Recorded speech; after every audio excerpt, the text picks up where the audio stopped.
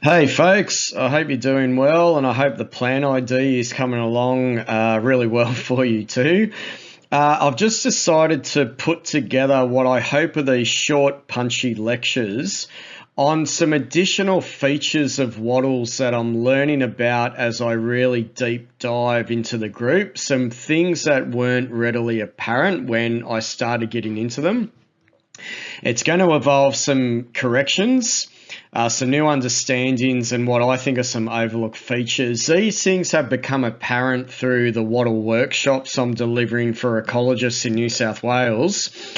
And it's not only me that's picking up on these things, it's also the ecologists in the workshops. As we look at these species and we look at the details online, we're just picking up some additional features that are either not well understood or aren't really well explained on the websites.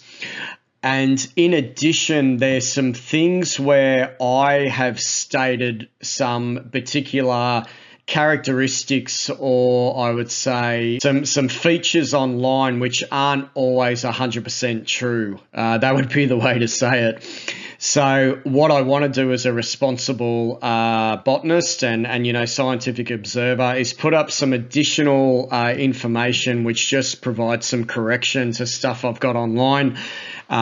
Rather than take it down, this will just, provide some supplementary material for correction and some better understanding.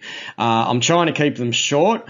I'm going to probably put about 4 or 5 lectures in the series. We're going to look at flowers and stipules and probably pods as well as we go through. But this first one here is on the inflorescences on Bipinnate species. That's the first one to look at. A very good ecologist at one of the workshops just picked up that one of the concrete boxes I like to throw around Bipinnate species wasn't 100% accurate. And hence the need for these sort of lectures. They're just in PowerPoint form. I hope they're okay for you. I'm only going to put one particular feature into one lecture rather than cover multiple features, because that will drag the lecture time out too long. So this one just focuses on the bipinnates with these inflorescences in the nice globular heads, as I've been showing in my individual species profiles. So when we look at this group in my wattle theory lecture, I call them group 3, the third group of Australian wattles that retain the juvenile compound leaves. They never produce the phyllodes. And I said all species have flowers arranged in globular heads, with heads arranged in secondary groups such as racemose or panicle-like. Now that is not 100% true. I did say spikes are never produced, sort of the rod-like spikes of flowers. It's not 100% true. I will argue it's 99% true, but we're going to see some exceptions to this, and it's worth putting up, this correction just so we're aware of it. And I do thank the ecologists that brought it to my attention. It all came apparent through the use of this really good website, and this is where we're picking up a lot of additional tidbits just through some deep diving. This database is really, really good. All the wattles of Australia, all the acacias. It's got fact sheets, and it's also got this beautiful identification key, which is powered by Lucid technology, where it's a matrix of character traits. You can have a wattle you're trying to identify. You can select criteria or a criterion that you want to look at. And what these Lucid databases do across all different plant groups, they just eliminate species that don't fit your chosen criteria. So rather than work your way through a key, you just pick a criterion or a set of criteria, and it will just eliminate species that don't fit what you're choosing to focus on. It can allow you to identify your plant really, really quickly. When you open it up, you go through that identify tool. You've got 1,277 taxa, so 1,277 taxa across Australia, including subspecies as well. We've also got some acacia allies thrown in here, some weedy wattle type plants. I'd call them acacia allies in Australia that are weedy, but they've thrown them in here as well. And we'll see some of those in a second with this example. If I click on foliage type, and that's the first characteristic, and there's 27 features I could pick, but I'm going to click foliage type. And in the next one, I'm going to click Bipinnate. So they retain their Bipinnate foliage. Just look how 1,154 taxa get eliminated. I'm down to 123. So just highlighting there that only about 10% of our Australian wattles have bipinnate leaves or retain their bipinnate foliage. The rest go phylloidal. So we're dealing with sort of a small group across the whole genus and the allied genera as well. But you get down to 123 taxa. So you've just clicked one feature and you've already eliminated all those taxa there. But my second feature is going to be inflorescence shape. And what I said, remember, was they all have flowers in globular heads. I'm going to ignore that, and I'm going to pick either cylindrical or obloid to ellipsoid, where we're getting more of an oval-shaped head rather than a globular head, or maybe more of a bit of a rectangle head. We've got these features here, and I'm going to click those. And as you can see, we've got 18 taxa remaining and 1,259 have been discarded. But we've got our bipinnate wattles here, and it's telling us that 18 taxa have, they don't have globular heads. They've got obloid to ellipsoid or cylindrical. And this is where it's escaping that concrete box, which I put down saying all bipinnate wattles have globular heads. And as you can see, it's not quite true, but it's almost true.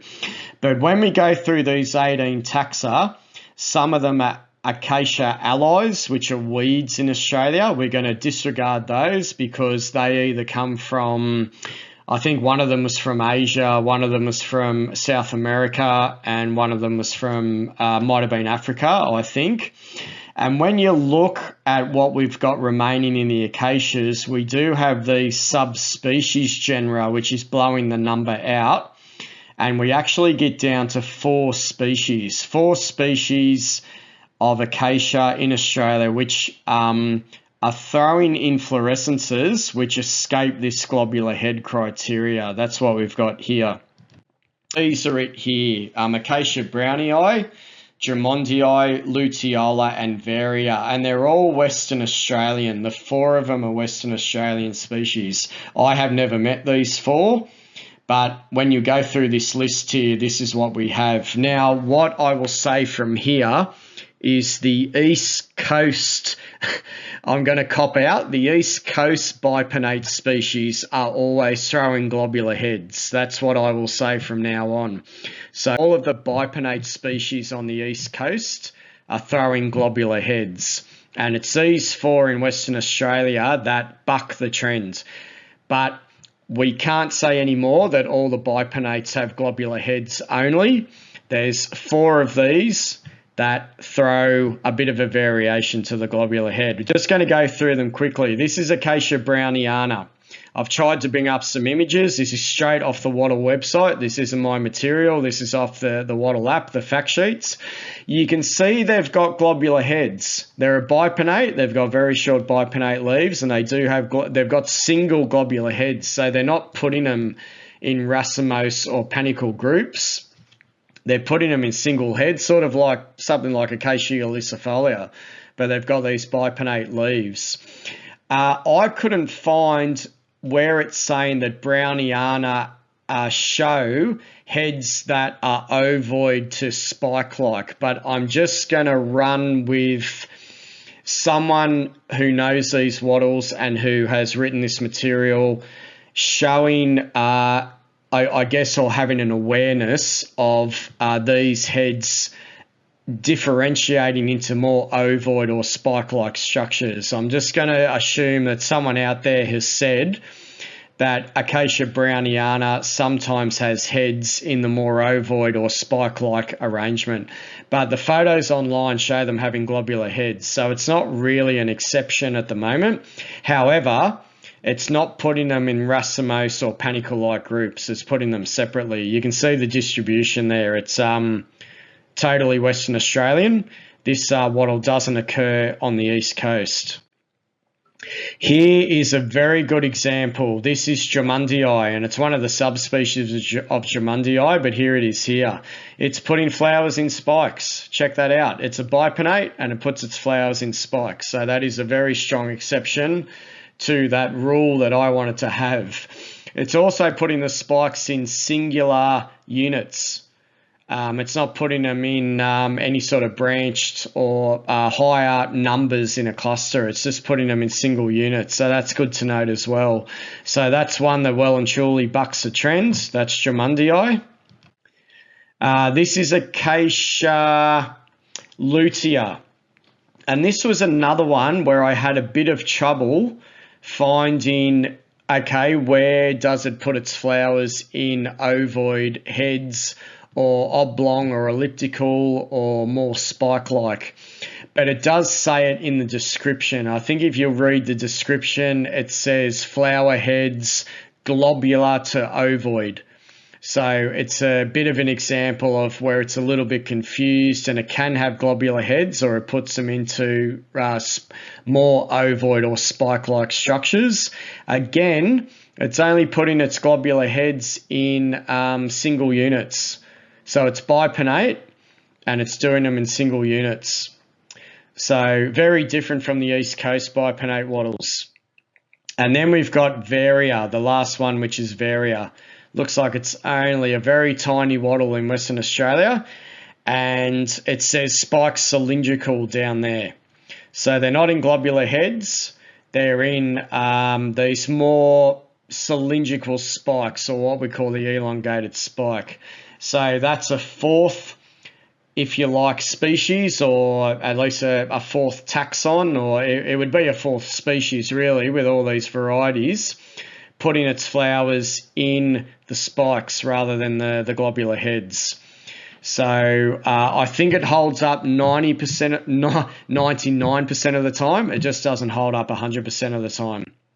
So going back to our East Coast ones, this is typically the feature for our East Coast wattles. It has these globular heads, and it keeps the bipinnate foliage, and you can see it puts them into these secondary clusters, these racemose groups. But just note that those Western Australian ones are bucking the trend. They're well and truly keeping their bipinnate leaves, but they're reducing the overall secondary units. They're just putting on the singular heads in the leaf axils, and some of those globular heads are well and truly moving into ovoid, oblong or cylindrical spikes. So just wanted to point that out and make a correction to what I've said online before.